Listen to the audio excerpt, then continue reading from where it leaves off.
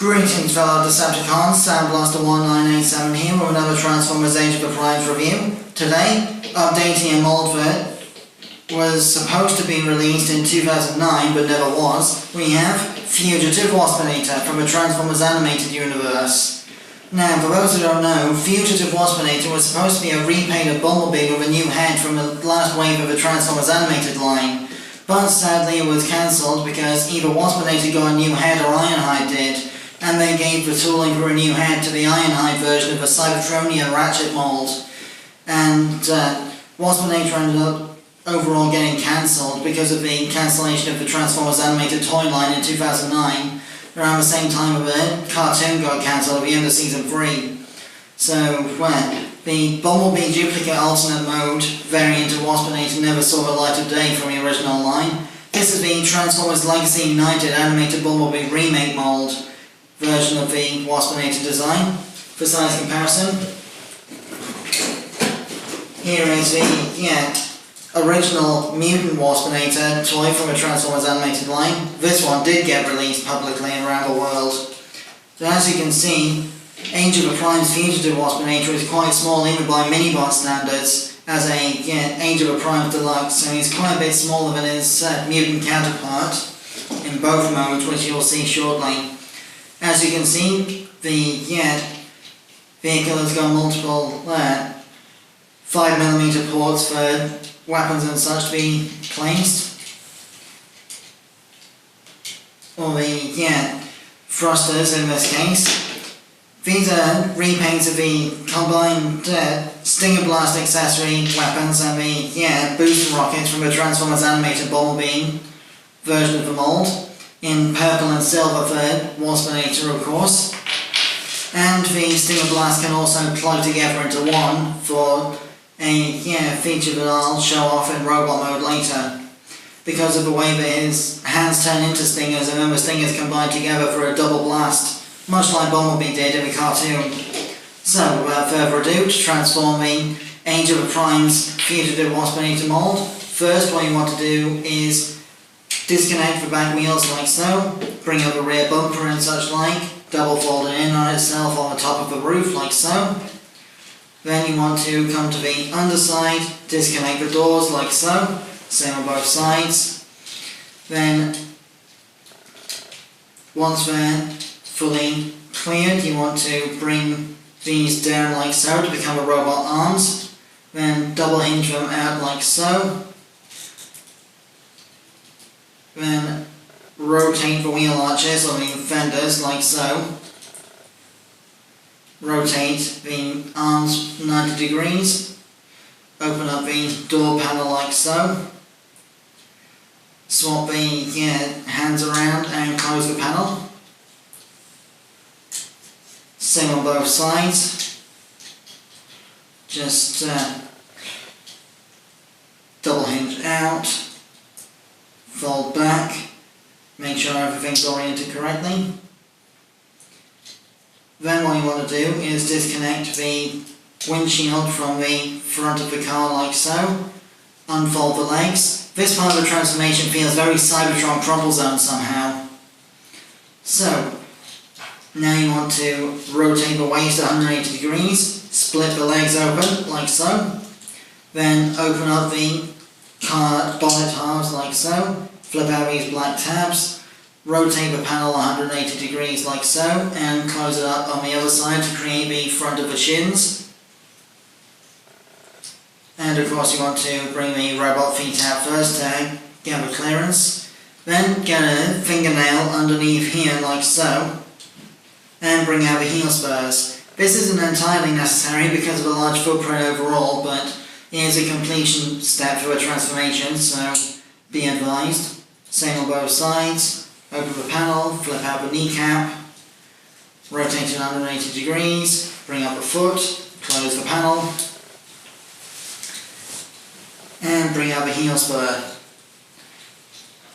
Next what you want to do is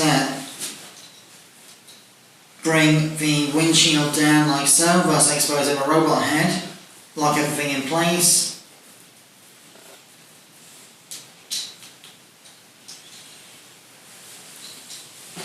And lock the arms into place like so. And here we have Fugitive Waspinator in robot mode. As you can see, he's pretty darn small for a Transformers Deluxe from a modern line because, you know, obviously being a mini-bot style type of a smaller robot. And you can plug the booster rockets onto the backpack like so to enable him to fly. So, before I get into the features and such like, it's time for another size comparison. Here he is next to his mutant self from the Season 3 episode Predacons Rising. So, you can see, especially with the wings raised, these two are pretty much the same price point back in the day when Deluxe Mutant Waspinator was released. For another comparison, here we have Age of the Prime Voyager class Sky-Byte. As you can see, Fugitive Waspinator is about half the size if you count the dorsal fin helmet spike on Sky-Byte there. So, articulation-wise, you've got a ball-jointed head for decent expressive range of motion, though it's a little stiff on my copy because he's still fresh out of the packaging.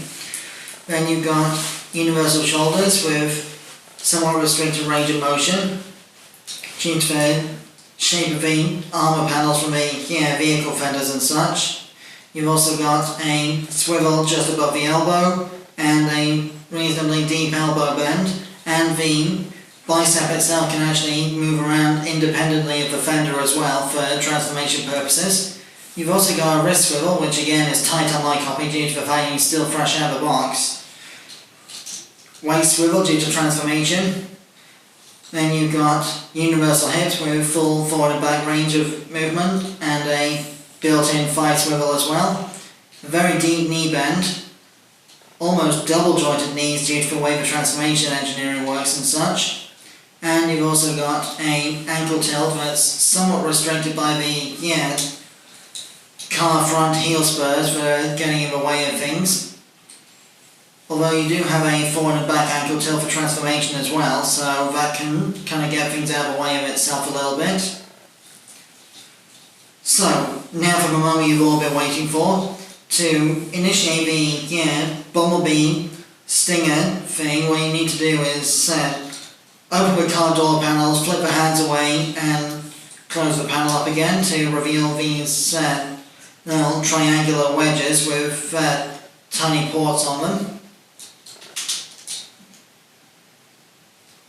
Bear with me 2 seconds.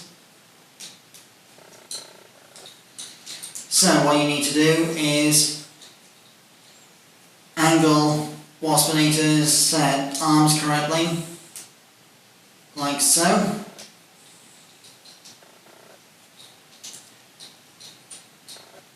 And you can attach the combined stingers onto both hands or wrist stumps at once, like so. And now you can do the hands together double stinger zap that Bumblebee is known for in the Transformers animated cartoon. In fact, Waspinator actually got his name Wasp from the Autobot boot camp because his stinging energy blast skills were superior to Bumblebee's in the original training sequence, according to Sentinel Minor / Sentinel Prime anyway.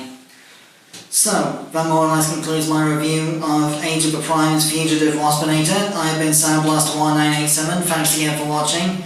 Sorry about the jump cuts in this review, I've had a few technical difficulties. So, my next review subjects will be the 12-inch dolls of Elsa and Anna from Disney's Frozen 2. First Elsa, then Anna, back to back in 2 separate videos. And after that will be my animation review mini vlog about Ben 10 Ultimate Alien. Till then, till all are one.